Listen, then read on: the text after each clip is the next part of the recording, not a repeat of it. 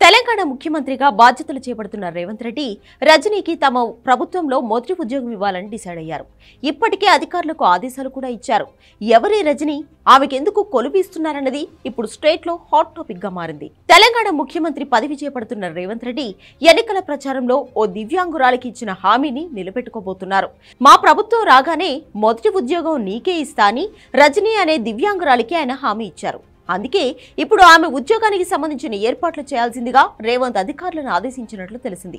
అసలు ఎవరి రజనీ అంటే నాంపల్లికి చెందిన మరుగుజ్జుతనం కలిగిన దివ్యాంగురాలు.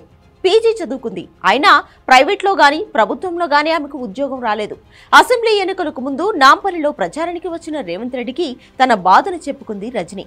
ఆమె ఆవేదన చూసి చలించిపోయిన రేవంత్ డిసెంబర్ 9 నాడు ఎల్బీ స్టేడియంలో కాంగ్రెస్ సీఎం ప్రమాణ స్వీకారం ఉంటుంది. ఆ సభకు సోనియా గాంధీ, రాహుల్ గాంధీ, మల్లికార్జున్ ఖర్గే వస్తారని, అదే రోజు వాళ్ల ముందే కాంగ్రెస్ ప్రభుత్వం తొలి ఉద్యోగం నీకే ఇస్తుందని రజనీకి రేవంత్ హామీ ఇచ్చారు.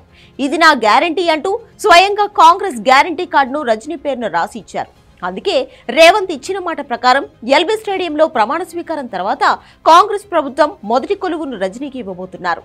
ప్రమాణ స్వీకార కార్యక్రమానికి ఆమెకు ఆహ్వానం కూడా పంపారు. కాబోయే సీఎం రేవంత్ రెడ్డి తాను ఇచ్చిన హామీని నిలబెట్టుకోవడంపై దివ్యాంగురాలు రజనీ సంతోషంగా ఉంది. తాను ఏ ఉద్యోగం ఇచ్చినా చేశానని, ఆడపిల్ల అని ఎవరినీ చిన్నచూపు చూడొద్దని అంటోంది.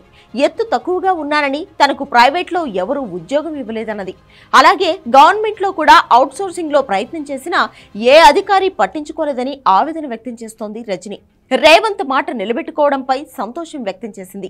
ఈ సందర్భంగానే ప్రభుత్వ ఉద్యోగుల జాబ్ క్యాలెండర్ ను కూడా కొత్త ప్రభుత్వం ప్రకటిస్తుందని ఆశగా ఎదురు చూస్తున్నారు తెలంగాణలోని లక్షల మంది నిరుద్యోగులు.